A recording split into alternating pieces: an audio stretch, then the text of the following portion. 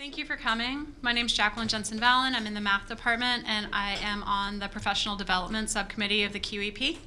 And one of the things, the main thing the QEP is focusing on is pathways for mathematics students in order to get your students in the best class for them with the best progress towards graduation and getting them through quickly, efficiently, and in a way that is relevant for them. To that end, we have invited Rebecca Hartzler to talk to us. She's works for the Dana Center. She's Seattle-based, working for the UT Dana Center on math pathways, and there's several other groups also working on pathways to tell you what they are, how they can be implemented, and what they mean for your students. So without further ado, Rebecca. Good morning. Good morning. It's still morning. It is. So good morning, and I'm really happy that you're all here. Because we're videotaping, I'm going to spend a lot of time at the podium, and normally I'd be walking around trying to make you watch me so you didn't fall asleep or something like that. But anyway, as Jackie said, I work for the Charles A. Dana Center, and before doing that, I've only been there for a year. Before doing that, I taught for 27 years. I taught physics, engineering, and mathematics at 2-year colleges in Washington State. And I also worked on several national projects in mathematics, in particular mathematics across the community college curriculum. And also I worked for the Carnegie Foundation for the Advancement of Teaching when they began their work on math pathways back in 2010, 2011. Today, what I want to do is I want to talk to you a little bit about the Dana Center and our work on math pathways. I also want to talk to you about transformational change, because that's actually what you're going to be doing here at Lamar University as you create these mathematics pathways to serve your students. It's not something where you're just tinkering around the edges. It's not a new textbook. It's actually working across the university. So I have some very, very dumb math jokes interspersed in this presentation. But anyway, so the sheepdog gets all the sheep in the pen. She reports back to the farmer. All 40 are accounted for. The farmer responds, but I only have 36 sheep. And the sheepdog says, I know, I rounded up. So anyway, yeah. Actually, they're so bad, I forgot them. So I have to read them. Anyway, about the Dana Center. Quickly. So the Dana Center was established in 1992 by Uri Treisman, our executive director. And we work across all levels of education. We work particularly in math and science. There are about 100 of us working there. We have about 7 teams. I happen to be on the higher education team, but we also have a K-12 team, an online services team. We have a team of people who work with homeless youth in Texas, a literacy group. So we actually do quite a bit where we think of ourselves as an education research center. The work that I do now began in 2012 as the New Mathways Project. And the project was funded in conjunction with the Texas Association of Community Colleges. So we started in the 2-year college arena. And every single 2-year college in Texas was part of this work. And with that, we created some curriculum. And so what you're looking at is our curriculum for underprepared students, which starts with foundations in mathematical reasoning, but then branches out into math pathways, a small number of math pathways, quantitative reasoning on the top, statistical reasoning, and then the pathway to calculus. So what happened is that we became known as a curriculum house. That was how we were viewed. And yet, while we were starting up, we were actually going out to different states, such as Ohio and Georgia and Nevada, and we were working at a state level in Texas also as well. And what happened was we got kind of pigeonholed as a curriculum house, whereas what we really do is systemic and sustained change on a statewide basis. So we actually rebranded ourselves last October to be the Dana Center Mathematics Pathways. And with that, we want to ensure all students in the nation, so this is a national project, it's not a Texas project, it's a national project, and we want them to have equitable access to and the opportunity for success, very student-centered, in rigorous math pathways that are aligned and relevant to their program of study. And so this is the idea of a pathway, is that the mathematics that the students are studying aligns to their program of study and their future career. So our vision then is that all students are prepared to use mathematical and quantitative reasoning in their careers and personal lives. They are enabled to make timely progress. A huge problem that we're trying to solve is that mathematics is a barrier to student success and completion in higher education. And then we want students to be empowered as mathematical learners. So it's not a completion activity. It's not that we're going to put students in a math lab and have them do mastery algebra over and over again until they get done and finish and go on to do other things. Our goal is to empower students in mathematics and bring them into the discipline, not just get them through the discipline.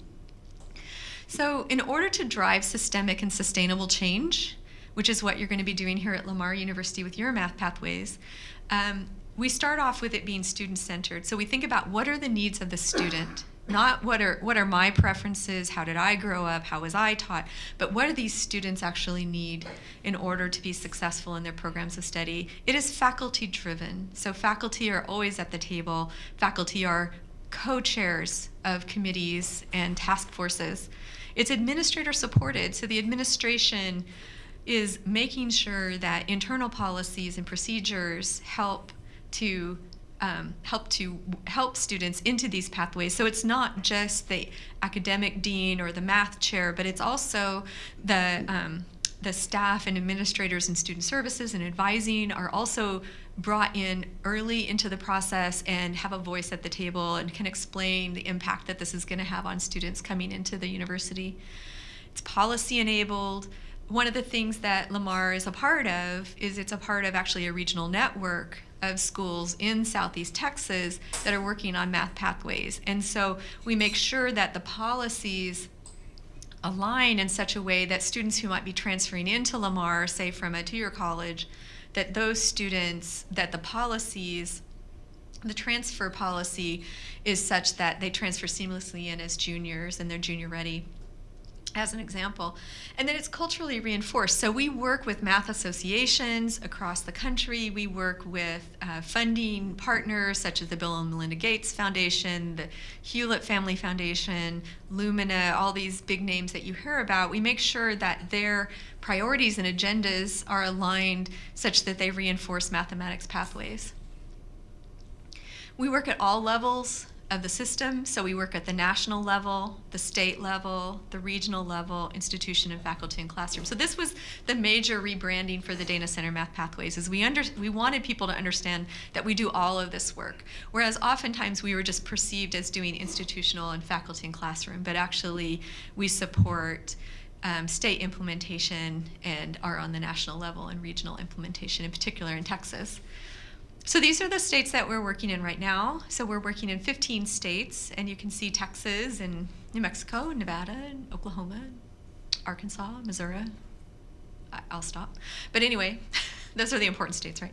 Anyway, so we're working statewide, so not just at a few islands of wonderfulness institutions here and there, but across the state. We're also working.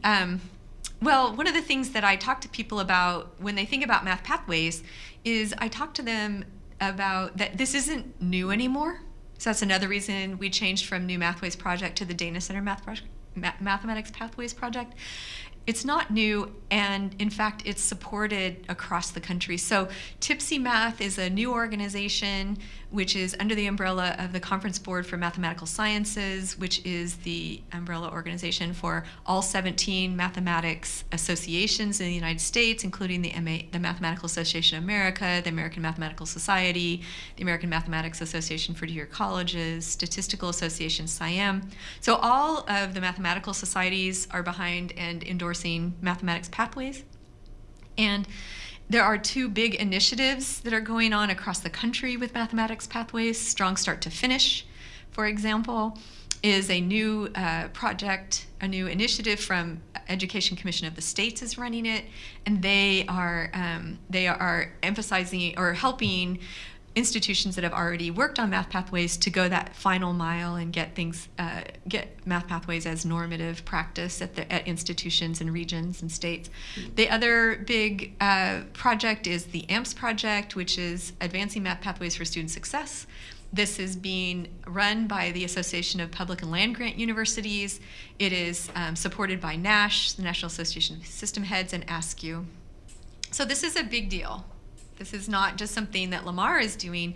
This is something that people are doing across the United States. So what is the problem that we're trying to solve?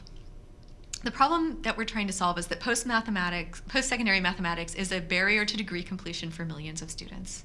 And what people will say, when I travel around a lot, and obviously people always ask me what I do, and I say I'm a mathematics educator, I work on mathematics education, and they always tell me how much they hate math and how much they aren't a math person. And then they'll blame some teacher. I had this teacher, I don't think that really happens in writing and reading, right? I mean, you might not have liked one of your teachers, but you didn't let that define you as a person who can't write or a person who can't read. And so what we've realized is, while anecdotally people might say it was this teacher, so we might point the finger at the teachers, at the faculty, that really is not the problem. If the problem was that mathematics faculty didn't care or weren't organized or didn't study learning, or if that was the problem, then it would have been solved a long time ago, because there are hundreds of thousands of mathematics instructors in this country who care deeply about education and care deeply about their students and want their students to succeed. What we have found to be the actual drivers of the problem with success in post-secondary education is really a mismatch of content, that we're asking students to learn only algebra-intensive mathematics, and that algebra-intensive mathematics disconnected from anything that they can see that has a purpose in their lives and their future lives. And we also are asking people to often, especially underprepared students, to take very long sequences of this algebra-intensive pathway. And these long sequences, the problem with them is not necessarily the individual instructor. You could have a course where 70% of the students pass, which is okay. But then what we find out is, because of how we've structured mathematics pathways at universities, is that the student may not enroll in the next course. And so we start to lose them out of the pathway. We also find out that even if they do, let's say all 70% of these students enroll in the next course, and then 70% of them do well, right? Now we're down to how many students have made it? It's 0.7 times 0.7. 0.49. Now 50% of students, right? And if there's one more course in that pathway, we're down to 34% of the students making it through, say, college level math, because they've had to take. So this isn't the fault with an individual course, and that's one of the problems, is instead of measuring individual courses, we need to measure the pathway. We need to measure the student's completion of the mathematics pathway that they're in, and then we can understand what's really going on. So, but before we talk about this problem more, which I'm going to do later, I wanted to talk to you about how to design for transformation, because that's what you're going to be doing here at Lamar University. And so, a group that I want to show as an exemplar is a group called Community at Work. And what they talk about and what they train for, they actually have workshops on designing multi-stakeholder collaborations. And what you are engaging in at Lamar University is a multi-stakeholder collaboration. So when you do mathematics pathways, or when you create mathematics pathways here at Lamar, it's not the math department that's going to get together and decide what engineering should have, or what music should have, or what business should have, or what education should have, what kind of math those students. It's a paradigm shift for mathematics departments who've been seen for years as a service and seen themselves as a service discipline. Instead, it's a partner discipline. And so you need to have conversations with everyone at the table. You need to have the music faculty and the fine arts faculty. You need to have the social work, the School of Social Work. You need to have all of those folks at the table, not talking about what book to choose, not talking about what topics they want in math, but instead saying, what is the math our students need? What is the mathematics that our students need to do well in our program of study? And it's from that that you derive your pathways. It's from those conversations. And that's a big task. That's a big task. And so just talking a little bit, using the language of community at work, they talk about struggle, because transformation is a struggle. If you don't have struggle, you don't have transformation. If everyone sits around and you don't go through the process of being uncomfortable and don't let that process come to an appropriate conclusion, meaning that you don't support people to do their best thinking in that process, which you can do. You can learn how to support people to think clearly and give their best thinking in the midst of some upset. Then what happens is you tend to converge too soon. And so in this diagram, you see a small little diamond over there. And what happens is everybody gets uncomfortable. And so they just write a list of topics. Well, I want my students to know how to read graphs, or I want my students to be able to factor trinomials or something like that. But everybody has their own little thing. And so in order to come to consensus, you just create a list instead of really transforming what do the students need in order to do well in this program of study. So what I wanted to point out is that there are ways, there are protocols, there are methods for helping support people in this uncomfortable situation, which we want our students to be in, by the way, right? I mean, when our students are studying, we don't want to just give them the answers. We want them to think about it, internalize it, and do their best thinking. So there are ways to support committees and groups of people to come to consensus and have everyone's view considered, and you may not get what you want, but you'll know you've been heard. So how do you design for transformation? This is a little bit of a list, which is unfortunate, but I have a diagram to show you. So you start with building a vision and creating objectives for the entire initiative. So you really think at the end of this process, what do we want? So that we know that we're done, right? And you start with that because if you don't do that at first, if you don't have objectives for the final initiative, for the entire initiative, then you'll probably miss something up front that you should have done early on. Like, for example, including the institutional research office, right? Or the advising office. If you just start with, well, we need to create this curriculum, and you don't include the entire university, or you don't recognize that, in order to finish this, we need to have talked with advising, we need to have talked with student services and the tutoring center, then, your initiative will fail. So you need to then determine a governance structure. Who are the people who are going to make the decisions about this? Who needs to have oversight? You don't want to do a whole lot of work and then have somebody just say, well, actually, you can't do that, right? And so you need to know your governance structure up front. You need an operations platform to complete the stages. And so you already have that. You have your QEP committee. You already have series of meetings and with constituents, and step backs, meaning that you step back frequently and ask yourselves, is this working? Are we achieving our goals? So you don't just plow forward, but you step back frequently. And then an event agenda that honors the difficult issues involved in the project and the need for participatory decision making. So it's probably not going to work to do a consensus view for this work. You're going to need instead to come to agreement. And that's a very different process. I wanted to show you an example of this, and I wasn't able to put it in my slides, so I'm just going to go to a different presentation real quick. So this is going to be impossible to read, but I wanted to just show you how we work like this at the Dana Center. So this is a strategy map where we went through all of the steps that I just discussed with you. It's a strategy map. And what it starts with at the top is our vision. This is our response to the House Bill 2223, the co-requisite mandate that just was signed by the governor in Texas. And so the Dana Center wants to, because we've been studying co-requisite education, and I'll talk with you about what that is in just a few minutes, we wanted to be able to put ourselves in a position to influence the rulemaking around that legislation, and then also serve Texas in its implementation to make sure that this is something that actually helps students. Because it's possible when things are mandated like this, right? 75% of students, underprepared students, will have access to co-requisite education in 4 years. I mean, that's a huge charge.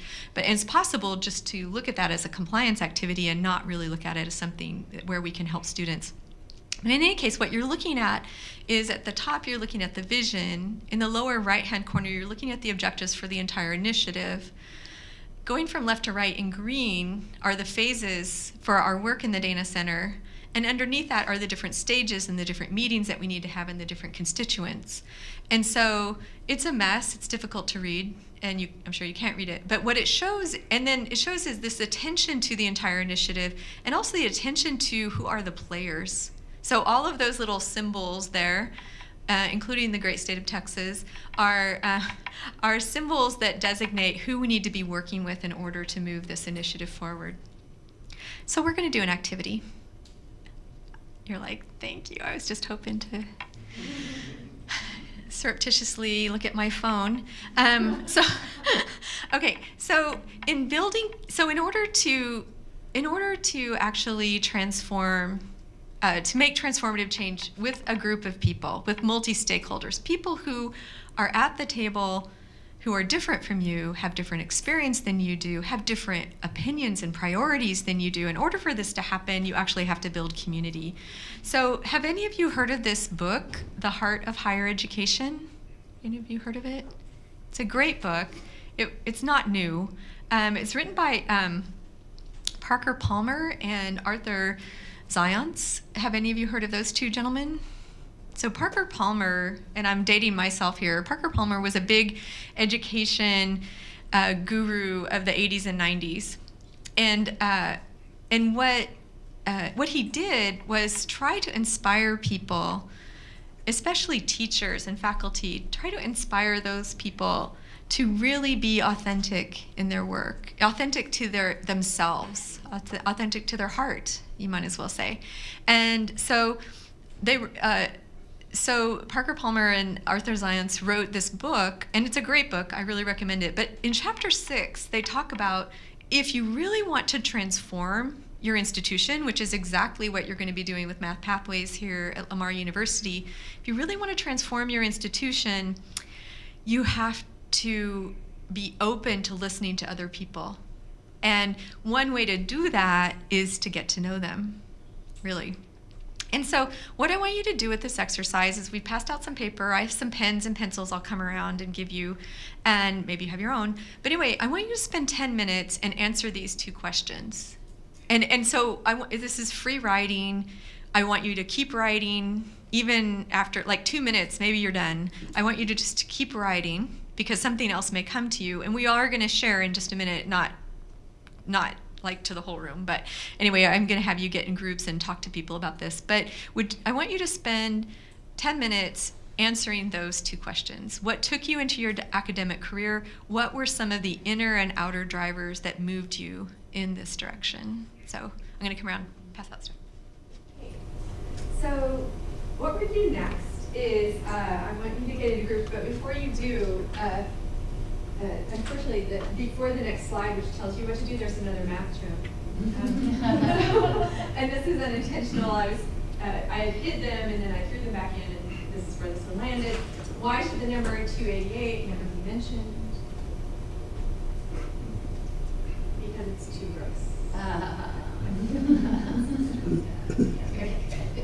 4 is gross. Yes. All right. So anyway, okay. Onward to what we're going to do though. Okay, so what I want you to do is to get in groups of 3 or 4, and I want you to introduce yourself and talk about your role and position, and then after everyone does that, I want you to share your answers if you want to. And so share what you feel comfortable sharing, keep people's answers confidential, and listen to others' answers respectfully. And that also means share respectfully. So, we only are going to have about 10 minutes for this, so allow time for other people to share. I wanted just to say, for me personally, this was hard for me to do. And that's because my entrance into academia was because I needed a job. So what I wanted to say was, it wasn't because I had a passion for teaching. It wasn't because I cared about other people. I needed to to make a living. And so that was kind of embarrassing to me. After I taught for a year, then I recognized I had something to offer and I could empower people, and then it became my passion. So maybe you don't want to share any of that, you know? So you can pass. Or as I said to the group before, you can lie. You can say, oh my God, I just love that light bulb, you know? It's also very important. It's also very important for you to know the people at the table. And the reason for that is, even if you think you know them, maybe it's the math department, you've worked with these people for years, you may not really know them. And so what these questions allow you to do, first of all, you might know yourself better, right? That's what I found. And the second thing is that you're bringing yourself into the room and you're listening to other people. And in order to make this kind of transformational change, everyone has to do their best thinking. And so people can't be activated, they can't be, you don't want people to be shooting from the hip. And so a way to do that is to create a community of, we talk a lot about community of learners and things like that. And so, for example, when I did this, we had an initiative at Seattle Central College during the recession. We lost so much money, and we were in trouble. And so what my college decided to do was to bring in a lot of international students, because they had to pay so much money, and everybody wants to come to Seattle, right? And so, but what happened in the classroom was my classroom was half international students. Now, as a math and physics and engineering instructor, my issue was that I had students, almost every student I had already had my class before. They just had it in another language. And so for them, it was so easy because they knew what we were doing already. And then my students, we call them native students, my native students hadn't had this material before. And so I had to deal with this dichotomy in my classroom. And so I was on a committee on what to do about that, but then it was across the college. And in the English courses, it was the opposite issue, right? They were used to teaching a course where you had to have context in American culture. And they were teaching that course to half the students had that context and half the students did not. And so at the table was a woman who had, actively opposed me as dean, told people how mean and nasty I was. And while that was completely true, I just didn't want other people to know that about myself. But anyway, so I had to, and we did this exercise and it melted, it really did. I didn't think it would. I didn't do that on purpose. The person who was leading the project decided to do this. And from then on, I was able to, instead of focusing on, remembering all this stuff, instead of that, I could focus on what we were trying to get accomplished. And it was, so it levels the playing field is what it does. And so it really helps people to connect with one another. So while it seems like a very touchy-feely thing to do, it's going to help you move towards your goal. And so that's why it's important. I wanted to back up to the slide, 2 slides, because there's the joke slide. Let's talk about the problem a little bit more. So what is the right math? So if you look at these numbers, this is from Texas, and you look at the associate degrees awarded, 23% of those require calculus, which means that those students need an algebra-intensive pathway. If you look at the baccalaureate degrees awarded in Texas, 38% of those degrees are ones in which the students need an algebra-intensive pathways. So what that means is, and I'm not sure exactly about the numbers for Lamar, but because you are an engineering-focused institution, but it does mean that there are a number of people who don't need, who really, really do not need an algebra-intensive pathway. They need some algebra, right? But they aren't going to calculus, and that's a very different set of student learning outcomes.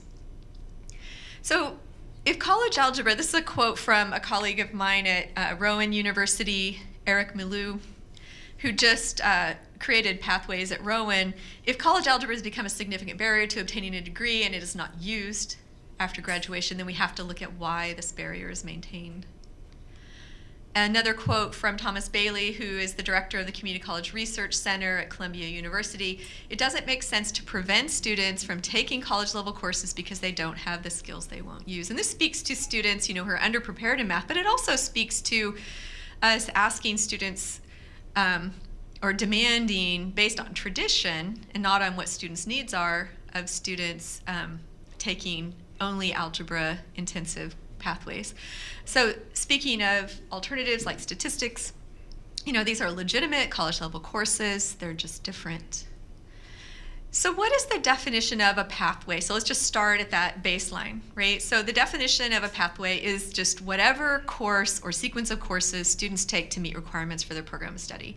So on the most basic level, if we're thinking about, traditionally we use college algebra, maybe that is the terminal course for someone taking music here at Lamar or something like that. For an engineering student, that pathway is a pretty long pathway, right? If they come in underprepared, they're going to take pre-calculus, then they're going to take Calc 1, Calc 2, Calc 3, differential equations, linear algebra. It's a very long sequence of courses. So it depends on the program of study. That's a blank slide. Sorry, I didn't get it out of there in the break. But what's happening in Texas right now is there's been a lot of work done, in particular by schools who are part of the Guided Pathways program, which is funded by the Bill and Melinda Gates Foundation through the American Association of Community Colleges. So a lot of work has been done around creating these things called meta majors. And so what you see at the top is you see 3 meta majors. So you have health sciences at the bottom of those, the third one, and social sciences and social services, and then at the top, liberal arts, fine arts, and humanities, excuse me. And so what do those students need for math? Well, currently what's being done is that, and this is a model, it's not something that's required, but currently they're looking at quantitative reasoning for liberal arts and fine arts students, looking at a statistical reasoning pathway for social scientists and nursing students, a business pathway for business students, an education pathway for the education students, and then the one that students have been in forever, right? The STEM pathway for engineering and the sciences. I think what's really important is that it's not about taking this model and just using it. It's perhaps looking at this model and see if it fits Lamar. It's about having those partner conversations across the partner disciplines. I was just talking to the music folks from the music department, and they were talking about, I wonder if our students need accounting because they're going to run a business. So maybe they don't need quantitative reasoning, or maybe the quantitative reasoning pathway they're in has that in it, so that as they become band leaders and band instructors, they can run their business. So I also want to spend some time with the Dana Center Mathematics Pathways model. I find it very nuanced, and I made the joke earlier that it reminds me of Newton's 3 laws, and nobody laughed. But there are some engineers in the room. Just checking. No, still not funny. No, still not funny. Anyway, the reason why I say that is because I love Newton's 3 laws. I think they're amazing and incredible, and we can get somebody to the moon with Newton's 3 laws, which is amazing to me. But anyway, back to this. So Principle 1, all students regardless of college readiness enter directly into the mathematics pathways aligned to their programs of study. So what's the nuance behind this principle? All it seems to say is just make sure that they're getting the right content. But the nuance is that phrase, regardless of college readiness. And that has to do with that we have in our minds this thought that if somebody has been successful in algebra before, in an algebra pathway, maybe they were AP Calc students in high school, right? Then we think, oh, you should go into STEM. You're good at this, right? But that label doesn't help someone who maybe was very successful, had those opportunities in high school, and instead wants to get their MSW, right? Wants to have their master's in social work. So the opposite is also true. If a student is underprepared and comes with a very low ACT score, we tend to think, oh, well, you can't do algebra, so we're going to put you over in this quantitative reasoning or statistics pathway. That's not the case either. If what we care about is not the previous work and accomplishments of the students in mathematics. What we care about is, what does that student want to do? And how do we help them get there? How do we create mathematics pathways that help that student, who hasn't been successful but knows, I want to be an engineer, I want to be a marine scientist. How do we help that student get into the STEM pathway and support that student, right? So principle 2 is students complete their first college level mathematics requirement in their first year of college. And I can't remember if Lamar has this issue, but we have that issue in Washington State where students can put off their math. So they can wait until they're seniors and then I have to graduate. And you're like, why are you telling me this right now? And why didn't you do your homework then? But anyway, so one of the things that we recommend is students get through that first college level math course in their first year. So get rid of math avoidance, 1. The second thing, though, too, is to create a structured pathway such that they can. Because if underprepared students have to take perhaps 2 classes before they can take their college level course, then what we have found, as I've talked about before, is that structure is a leaky pipe and we lose students. But even if they have to take 1 class, even if they have to take 1 pre-college level class, what we have found is that many students don't complete. And in fact, there's been some work done by Sonnert and Sadler in pre-calculus, for example, looking at students who take pre-calculus and how in some cases, especially students who are fairly well prepared, and this is a meta-study that was done over several universities in the United States, that pre-calculus actually seemed to lower their grade in Calc 1, actually seemed to be detrimental to them. So we really have to think, when we ask students to take a preparatory class, how are we choosing that and why are we choosing that? And that's a lot of the impetus behind House Bill 2223, this new co-requisite mandate that's just come down from the governor. And I'll be talking about that in a few minutes. The next 2 principles are principles that we already, in particular principle 4, we already do and know very well. Principle 3, though, is a little bit different. Principle 3 says that strategies to support students as learners are integrated into courses and aligned across the institution. So in this way, you actually look at what are the mechanisms for supporting students? Do we have a math lab? Do we have a writing lab? Do we have, where is our advising? Are advisors aware of the new pathways? Do they know what they mean for students? How do we bring them into the conversation early?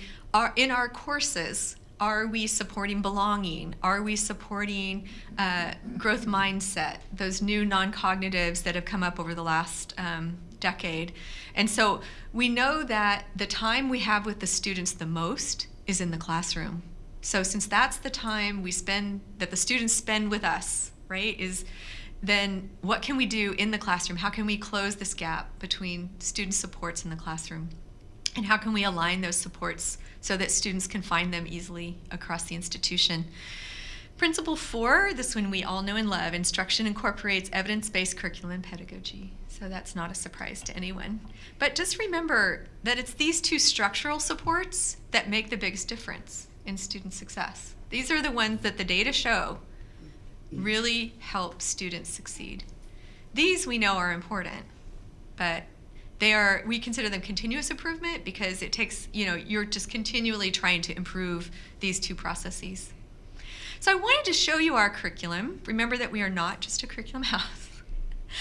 But I wanted to show you, because it kind of shows the pathways. So what we have from the Dana Center, and I do want to say we are curricular agnostic. We care more about those first 2 principles than we do about our curriculum, even while we're proud of it. But in our curriculum, what we do is we have a Foundations of Mathematical Reasoning course, and that course has quantitative reasoning, statistical reasoning, and algebra. So that students who are in that course, plus a college learning course attached to it, which is also a college level course. So there's only 1 pre-college class. And after students take that course, they can go immediately into the college level courses. So that's what we mean by they finish their first college level course in the first year. And so they can go into quantitative reasoning or statistical reasoning. They can go into the STEM pathway. One of the things that is a joy, because I know we have some engineering instructors in the room, so one of the things that is a joy for mathematics faculty when pathways are installed is that the students who are in your algebra intensive pathway now are students who are going on to STEM. They need that mathematics. And that relevance in and of itself has been shown to motivate students to succeed.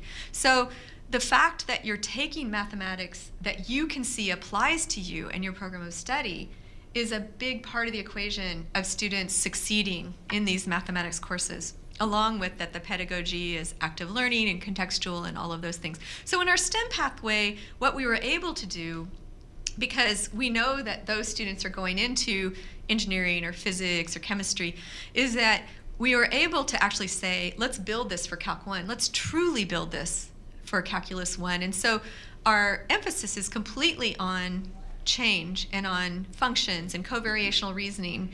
And we support the students in struggle, but it's no longer just a laundry list of topics that are trying to be a one-size-fits-all. So why are people doing this? Why is Lamar doing this? Why are people all across the country doing this? They're doing it because it works.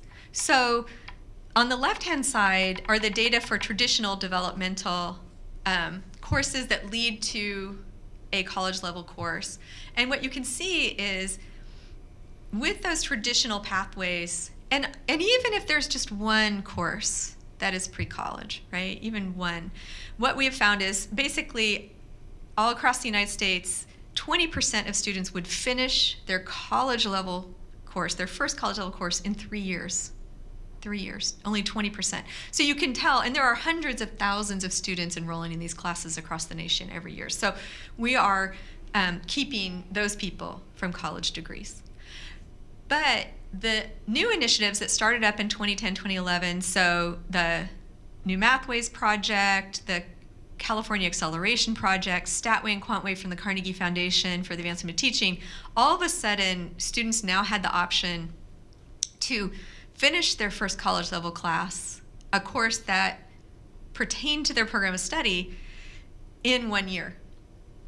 And so you can see that 51% of students finishing 1 year versus 20% of students finishing 3 years is a great gain. And then in the last couple of years, 2 or 3 years, a little bit longer actually, because CUNY's been doing this longer, so they actually have 5 years of data. People started doing co-requisite initiatives, co-requisite courses. What a co-requisite course is, there are many, many models, but basically what you're doing is you're identifying who your underprepared students is in whatever way you choose to do so. Hopefully there are some better ways than others. And what you're saying is you're not quite ready for this college level class, but instead of making you take a pre-college class and then this college level class in the next term, or instead of 3 terms or 4 terms or whatever it is, we're going to put you in this college level class. And you're going to be taking this college level mathematics class with other people who were prepared for this class. But we're going to offer you support. And that support, what we have found in our research, that support has to be structured. So it's not a study session. It's not extra tutoring. It is another course that they sign up for and that they are required to attend. And the curriculum in that course directly supports, just in time, whatever they're doing in the college level course. When you do that, so these 3 states, so these are state mandates, just like Texas now has. When you do that, with pathways, mind you, all 3 of these states, bless you, all 3 of these states have mathematics pathways, so students are taking mathematics that's relevant to their program of study, then you get these huge gains, 61, 62, 64%. And these are the underprepared students. So these are not all students in the class. These are the underprepared students finishing that course, passing that course. So this is why there are these mandates. The problem with the mandates, of course, is that you can do it as a compliance activity and you can do it wrong and you can hurt students. So students do need support. They are underprepared. So but before we go on with that, did you hear the one about the statistician? Probably. Sorry, okay, moving on. All right, so what's happening in Texas? Well, House Bill 2223 says that all institutions of higher education must, 75% of the students who are tested as underprepared have to be able to enroll in a co-requisite course by the end of 4 years. So this is everybody who in a public institution.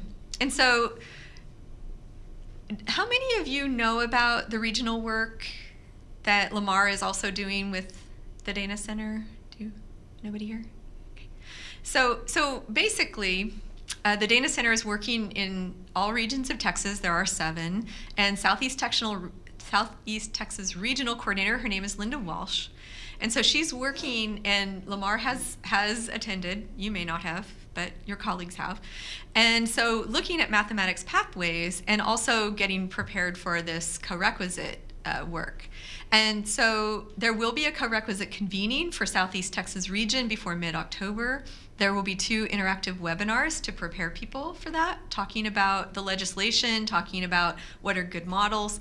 And then there will be a 2-day face-to-face convening in the region, and that is to create an action plan to implement the legislative requirements. So what works for Lamar, right? Not what works for any other institution, but what works for Lamar.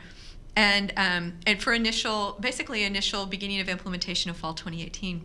So Lamar has been participating in these. We had a regional convening in May. Linda Welsh is processing feedbacks. Co-recs were definitely the big agenda item, and then she's working on other agenda items as well, and you could have some input, and do have some input on that. So I want to show you some data on co-recs, just so that you can understand why you want to do them and why everybody is looking at them. So this is from the Tennessee Board of Regents. This is all students in the state of Tennessee in institutions of higher education.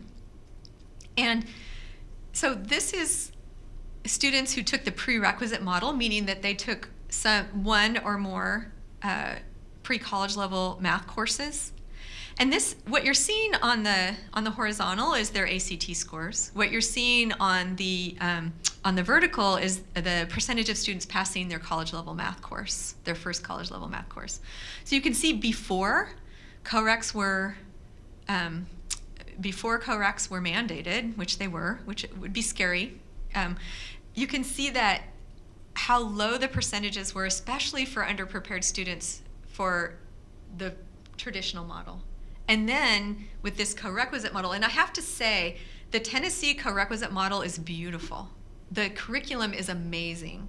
So in the co-req course, the course that supports the college level course, all of the curriculum completely supports day by day that curriculum in the college level course. It's beautifully integrated. And in fact, in some areas of Tennessee, the co-requisite students are doing better than the students who were prepared for the course. So anyway, but you can see that amazing success rate, even for students who had a little bit higher ACT scores. And then similarly, if we look at the underrepresented students, if we look at the minority students, you can see that they had an even harder time in the blue with the traditional model. And with the co-requisite pilot, they did really well, and with full implementation, that didn't change the results. But do remember, these are pathways. So this isn't just algebra or intermediate algebra to algebra, although that is there. They have a STEM pathway. It is also a pathway in statistics, a pathway in quantitative reasoning. It's also that.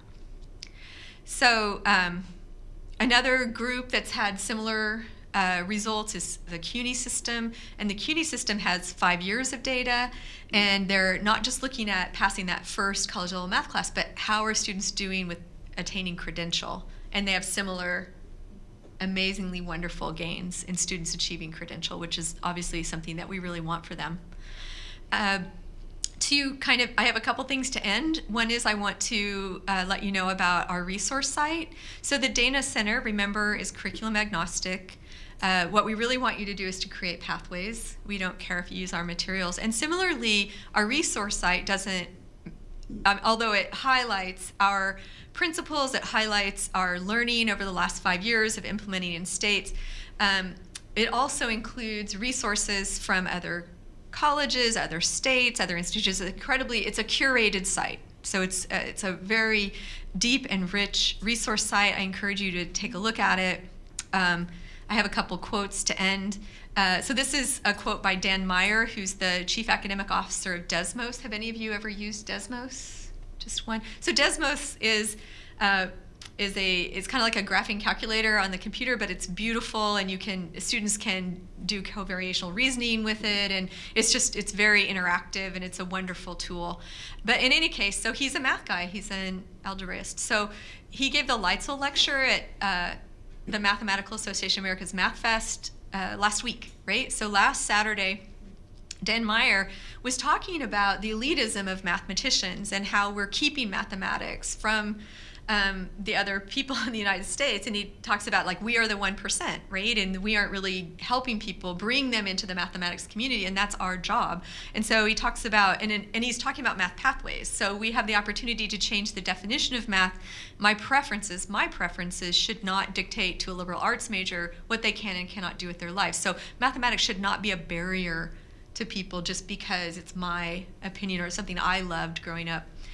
I'm urging you to dismantle your privilege and do everything you can to change policy to open the doors of mathematics. You are the mathematical 1%. Don't pull the ladder up behind you. So keep that ladder down and bring other people into mathematics. And then another final quote from my colleague Amy Getz, who is the systems change artist at the Dana Center. So just a message to you all: this will be challenging. It won't be perfect. It will get better. We will learn a lot, and it'll be worth it. And so that is all I have. And I'm so glad that you all came today. I know it's hard to come to an hour and a half event, but I'm glad you're here, and I'm really, really excited for the work that you're about to do.